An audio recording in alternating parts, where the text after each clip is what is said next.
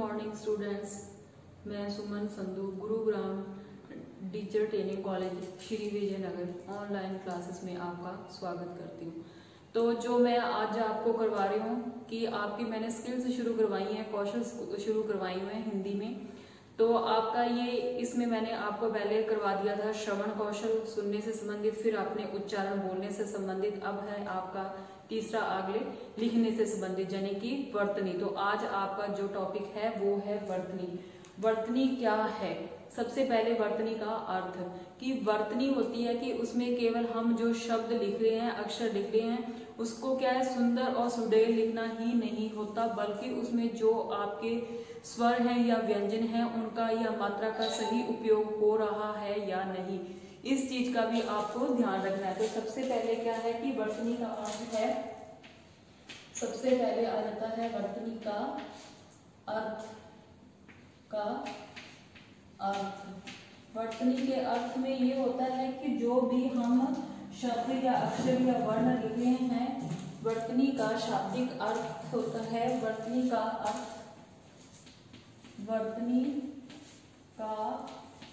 अर्थ सुंदर या सुडेल यानी कि मजबूत। वर्तनी का अर्थ है सुंदर या सुडेल लिखना ही नहीं होता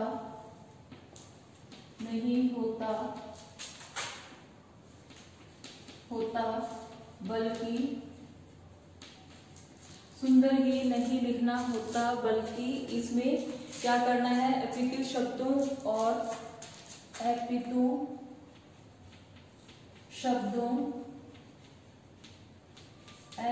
शब्द हो गए आपके शब्दों में निहित अक्षरों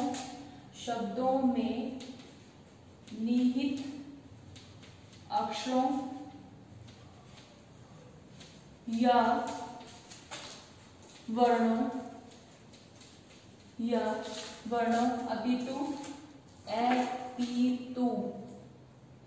एपितु कि इसमें आपके जो शब्द हैं उनमें निहित अक्षरों या वर्णों को क्या होता है, वर्णों को शुद्ध रूप या सही क्रम में लिखना, वर्णों को शुद्ध रूप या सही क्रम में लिखना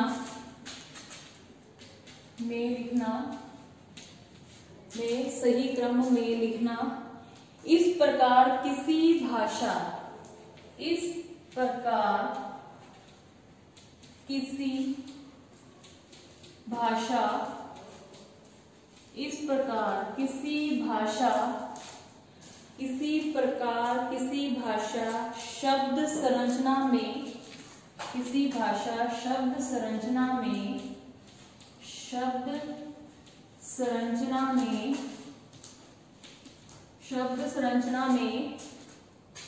शब्द संरचना में ध्वनियों या वर्णों का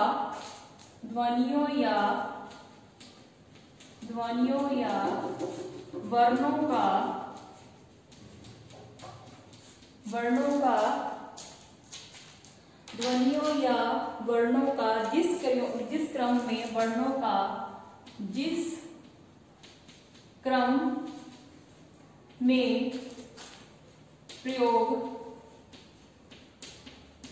होता है वह वर्तनी क्रम में प्रयोग होता है वही क्रम विशेष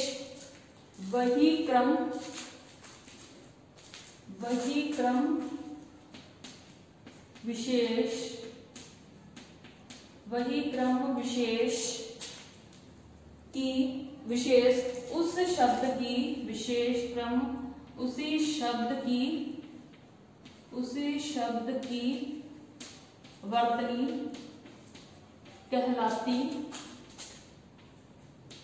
कहलाती है। तो ये आपका हो गया वर्तनी का अर्थ, कि वर्तनी का अर्थ सुंदर या सुडौल लिखना ही नहीं बल्कि अपितु उसके अंदर जो शब्दों में निहित अक्षरों या वर्णों को शुद्ध या सही क्रम में लिखना है। इस प्रकार किसी भी भाषा शब्द संरचना में ध्वनियों या वर्णों का जिस क्रम में प्रयोग होता है वह विशेष क्रम उसी शब्द की क्या कहलाती है, वर्तनी कहलाती है। तो ये आपका हो गया वर्तनी का अर्थ। तो अब आगे है आपके वर्तनी का महत्व। वर्तनी होती है लिखना, वर्तनी क्या होती है, लिखना। और लिखने के अंदर आप क्या करते हो, कई बार अक्षरों को या मात्रा को भूल जाते हो, तो वो क्या हो जाती है, चीज अशुद्ध हो जाती है। तो इसमें अब क्या है कि वर्तनी के क्या महत्व हैं। अगर आपके जो लिखने का तरीका है उसमें सही है तो उसके क्या महत्व होंगे। तो अब है वर्तनी का महत्व। तो महत्व आपका 1 नंबर पे हो गया, जैसे कि शुद्ध उच्चारण पढ़ने, शुद्ध उच्चारण पढ़ने, शुद्ध उच्चारण पढ़ने, शुद्ध उच्चारण पढ़ने तथा अध्ययन में शुद्धता, तथा अध्ययन में शुद्धता, अध्ययन में शुद्धता, शुद्ध उच्चारण पढ़ने तथा अध्ययन में शुद्धता, सुनने में शुद्धता का विकास, सुनने में शुद्धता का विकास किया जा सकता है। तो ये आपका पहला महत्व हो गया कि अगर हम किसी शब्द को सुनते हैं, अगर वहां पे सही वर्णों का उपयोग हो रहा है, व्यंजनों का या मात्रा का सही उपयोग हो रहा है, तब हो पाएगा जब आप उस चीज को क्या करते हो, शुद्ध रूप में पढ़ते हो या शुद्ध रूप में उसका अध्ययन करते हो या सुनते हो, तभी वो क्या होगी, आपकी उसमें शुद्धता का विकास किया जा सकता है, आपकी वर्तनी में शुद्धता का उपयोग किया जा सकता है। अब है आपका 2 नंबर है जो इसमें, तो दूसरी विशेषता है या दूसरा महत्व है उसमें है कि भाषा शिक्षण के उद्देश्यों की प्राप्ति, भाषा शिक्षण के उद्देश्यों की प्राप्ति, कि इसमें भाषा शिक्षण के उद्देश्यों की प्राप्ति होती है, की प्राप्ति। तो ये क्या हो गया, आपके भाषा शिक्षण के उद्देश्यों की प्राप्ति। अब जो आपका तीसरा नंबर है आगे, उसमें है कि छात्रों को हिंदी शब्दों की, तीसरा नंबर है भाषा शिक्षण के अन्य विषयों की पाठ्य वस्तुओं का, अन्य विषयों की पाठ्य वस्तु, अन्य विषय की पाठ्य वस्तु, जो आपके पास पाठ्य वस्तु या पढ़ने योग्य चीज है, पाठ्य वस्तु का शुद्ध ज्ञान, का शुद्ध ज्ञान, पाठ्य वस्तु का क्या हो जाता है, आपको शुद्ध ज्ञान हो जाता है अगर उसको सही क्रम में लिखा हुआ होता है या सही तरीके से लिखा हो जाता है या सही वर्णों का उपयोग हो जाता है, तो आपका उसमें पाठ्य वस्तु का शुद्ध ज्ञान हो जाता है। अब आपका चौथा महत्व है, इसमें चौथा महत्व है कि हिंदी रचनाओं का प्रस्तुतिकरण भी, हिंदी रचनाओं का प्रस्तुतिकरण, हिंदी रचनाओं का प्रस्तुतिकरण है जो आपका भी शुद्ध वर्तनी से होता है। प्रस्तुतिकरण शुद्ध वर्तनी से होता है। क्या होता है कि जो आपकी हिंदी की रचनाओं का जो प्रस्तुतिकरण होता है वो किससे होता है, आपकी शुद्ध वर्तनी से होता है। उसके बाद है कि जो आपका आगे 5वां है, उसमें है आपके भाव हो गए, भावों एवं विचारों, भावों एवं विचारों, भावों एवं विचारों की अभिव्यक्ति एवं संप्रेषण की, विचारों की अभिव्यक्ति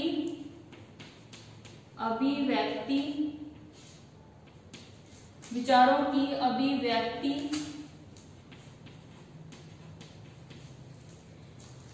भावों एवं विचारों की अभिव्यक्ति एवं संप्रेषण में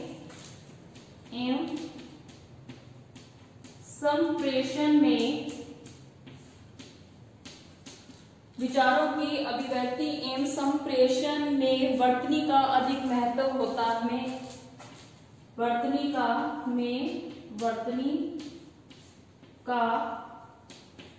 अधिक महत्व होता है। जैसे कि आप किसी से बातचीत कर रहे हो, संप्रेषण हो रहा है आपका किसी व्यक्ति से, तो जो चीज आप सुन रहे हो तो उस चीज में अगर आप चीज को सही सुना है किसी चीज को, तो आप उसको जाके सही उच्चारण तभी कर पाओगे जब संप्रेषण के माध्यम से संप्रेषण होता है एक दूसरे से। जब आप बातचीत करते हैं किसी टॉपिक पे तो आप उसको क्या करते हो, अगर आपकी वर्तनी शुद्ध है तो अगर उसी के आधार पर आप उस चीज को करते हो तो क्या हो जाता है, आपका जो अभिव्यक्ति होती है और जो आपके विचार है, भाव है, अगर आप सही रूप से उसको प्रकट कर पाते हो अगले के सामने, अगर वो अगला सही उस बात को सुन पाता है तो वो क्या होता है, आपकी वर्तनी में उसका अधिक महत्व हो जाता है। तो एक तो मैंने आपको करवाया था वर्तनी का अर्थ और दूसरा करवाया है वर्तनी के महत्व। अब आगे आपका है कि अब आपका तीसरा नंबर है, एक नंबर पे तो आपका आ गया अर्थ, फिर आ गया महत्व, अब तीसरा नंबर है वो है आपके उद्देश्य कि शुद्ध वर्तनी के क्या उद्देश्य हैं। तो एक नंबर उद्देश्य, जैसे आपका एक नंबर उद्देश्य, पहला उद्देश्य ये हो जाता है कि छात्रों को हिंदी भाषा शिक्षण में, छात्रों को हिंदी भाषा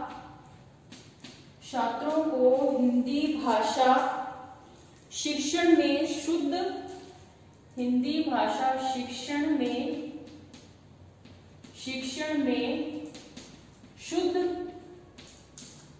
शुद्ध वर्तनी का ज्ञान कराना। कि इसमें एक नंबर आ जाता है आपका उद्देश्य है कि छात्रों को हिंदी भाषा शिक्षण में शुद्ध वर्तनी का ज्ञान कराना। ज्ञान की आगे क्या है, ज्ञान की महत्ता कराना। तो ये हो गया आपका इसका वर्तनी का एक पहला उद्देश्य है। अब दूसरा उद्देश्य है कि छात्रों को हिंदी शब्दों की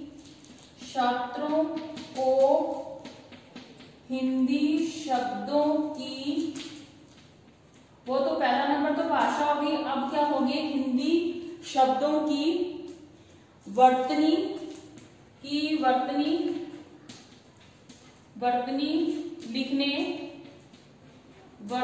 लिखने छात्रों को हिंदी शब्दों की वर्तनी लिखने की कुशलता प्रदान करना। ये आपका दूसरा उद्देश्य आ गया वर्तनी के अंदर। पहला तो आपका है कि भाषा शिक्षण में शुद्ध वर्तनी से ज्ञान की महत्ता बताना। उसके बाद है छात्रों को हिंदी शब्दों की वर्तनी लिखने की कुशलता प्रदान करना, कि उनको सुलेख वगैरह देके या मात्रा का सही उपयोग करना सिखाना। तो ये किसके अंदर आ जाता है, हिंदी शब्दों की वर्तनी के अंदर आ जाता है। अब आगे आपका तीसरा है, इसमें छात्रों में हिंदी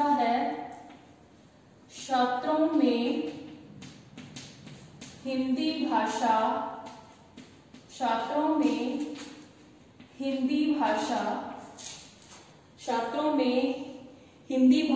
के नए शब्दों, हिंदी भाषा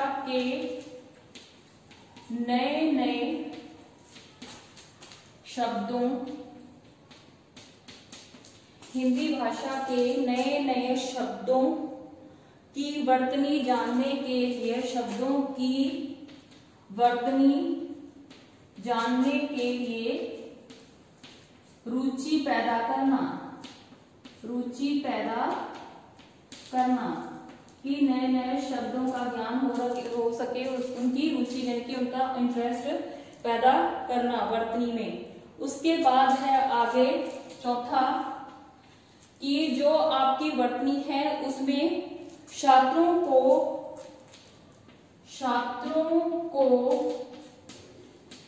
वाचन एवं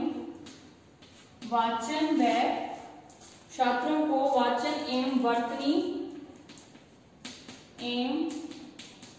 छात्रों को वाचन एवं वर्तनी की शुद्धता हेतु, वाचन की शुद्धता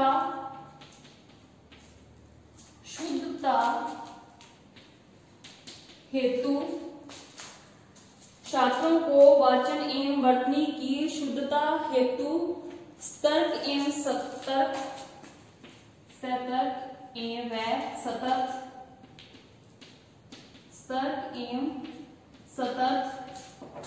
क्या करना है कि छात्रों को वाचन एवं वर्तनी की शुद्धता के लिए सतर्क एवं सतत जागरूक रहने की, सतर्क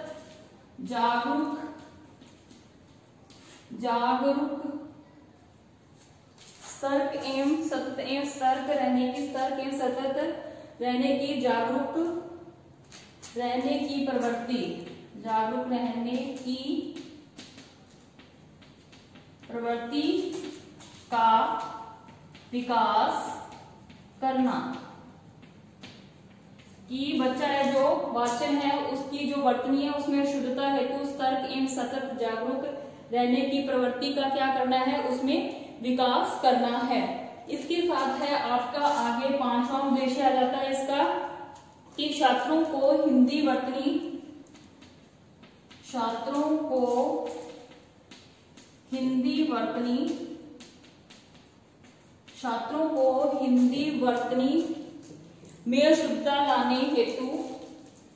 में शुद्धता लाने हेतु छात्रों में शुद्धता लाने हेतु हिंदी शब्दकोशों के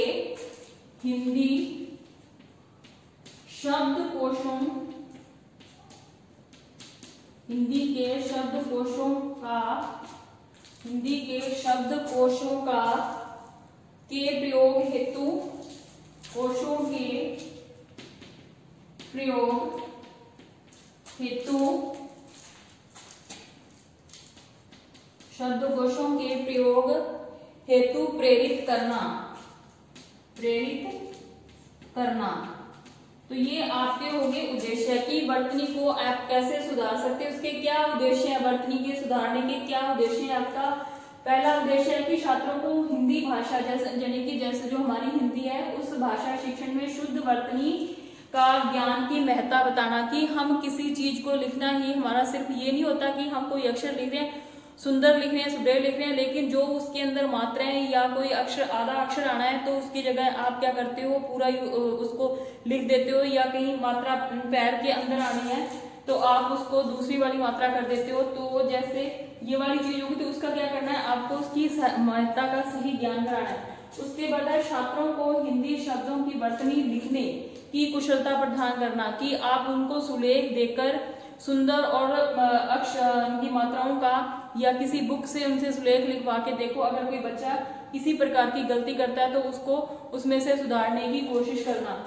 उसके बाद छात्रों में हिंदी भाषा के नए नए शब्दों की वर्तनी जानने के लिए रुचि पैदा करना, कि उसको रोज सुलेख में नए नए शब्द दो जिससे कि उसकी वर्तनी में सुधार हो। फिर उसके बाद छात्रों में वाचन एवं वर्तनी की शुद्धता, वाचन होता है बोलना, वाचन एवं वर्तनी की शुद्धता हेतु सतर्क यानी कि सचेत करो, सतत और जागरूक करो, कि उनमें यह प्रवृत्ति का विकास हो सके कि अगर हम किसी शब्द को लिखते हैं तो हमें ऐसा नहीं करना, इससे क्या होता है हमारी वर्तनी में अशुद्धता आ जाती है। उसके बाद छात्रों को हिंदी वर्तनी में शुद्धता लाने हेतु, कि जो उनकी हिंदी की वर्तनी है उसमें शुद्धता लाने हेतु कैसे सुधार सके, हिंदी शब्द के कोशों का प्रयोग, यानी कि जो मात्राएं हैं, जो भी वर्ण है, व्यंजन है, उनका क्या है, हमें प्रयोग करने के लिए उनको प्रेरित करना होता है। तो तभी उनकी वर्तनी में क्या होता है, शुद्धता आती है। प्रेरित करना, वर्तनों की शुद्धता हेतु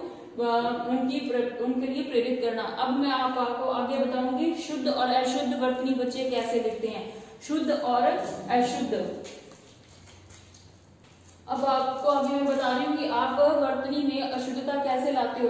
एक साइड लिखूंगी शुद्ध शब्द और दूसरी साइड लिखूंगी अशुद्ध शब्द। तो शुद्ध में देखो कि जैसे आपने यहाँ पे एक साइड तो लिख दिया शुद्ध और दूसरी साइड लिखा अशुद्ध शब्द, अशुद्ध शब्द।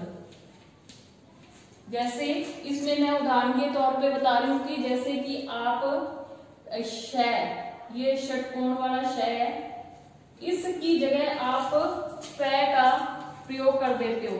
कैसे, जैसे कि आपने इस साइड लिखा विषय, ठीक है, इसकी जगह आप क्या कर देते हो, इसको विपै। तो ये क्या होगी, आपकी लिखने में अशुद्धता होगी, आपकी वर्तनी में। इसको जब आप बोलोगे तो इसको विषय की जगह आप क्या बोल दोगे, विपै।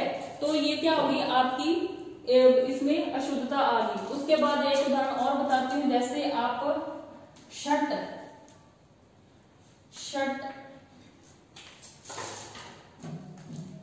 आपका जैसे ये शब्द हो गया षट, तो इसमें ये वाला शय आ रहा, लेकिन उसकी जगह आप क्या कर देते हो, पट।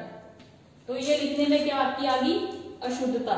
तो आपने इस शय की जगह ये इस पै को यूज में, प्रयोग में कर दिया। तो ये क्या होगी, आपकी वर्तनी में जब आप किसी को बताओगे, बोलोगे या लिखोगे, तो इस शय की जगह आपको क्या कर दोगे, पै कर दोगे। तो ये आपकी वर्तनी में क्या आ जाती है, अशुद्धता आ जाती है।